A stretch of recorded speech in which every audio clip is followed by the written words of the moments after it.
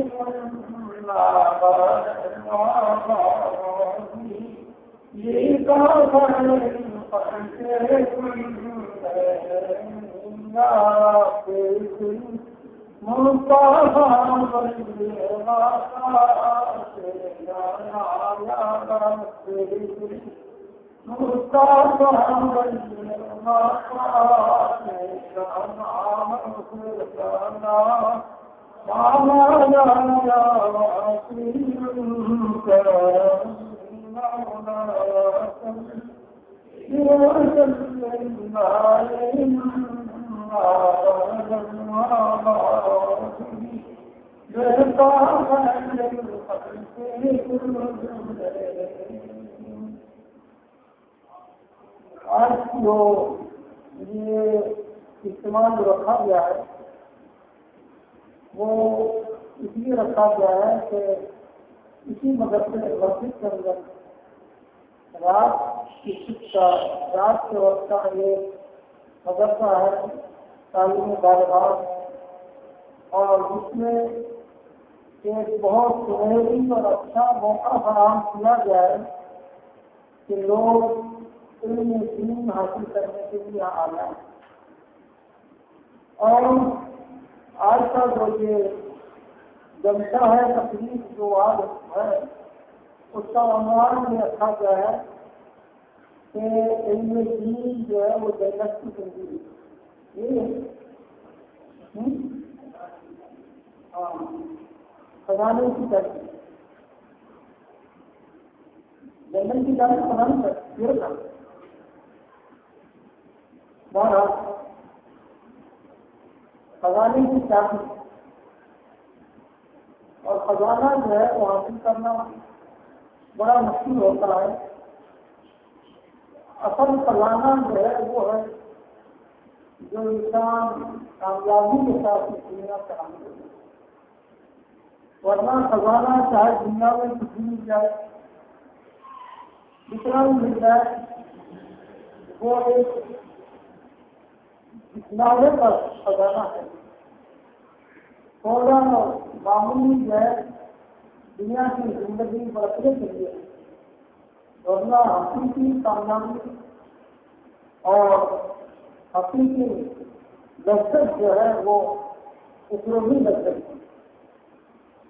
دنیا میں زندگی ایک انسان کی زندگی ہے، اور اس مقصد کے لیے جو آج ہمارے قاری اقبال صاحب نے پورے حشر کی جو 5 آیتیں پڑھی ہیں، وہ آپ نے عربی میں قرآن عزیز 28واں پارہ ہے، اور پورے حشر کی آخری 5 آیتیں پڑھی ہیں جو آپ نے سماعت فرمائی. فرمایا لا یستوی اصحاب الجنت اصحاب النار اصحاب الجنت هم الفائزون. فرمایا کہ جنت والے اور دوزخ والے برابر نہیں،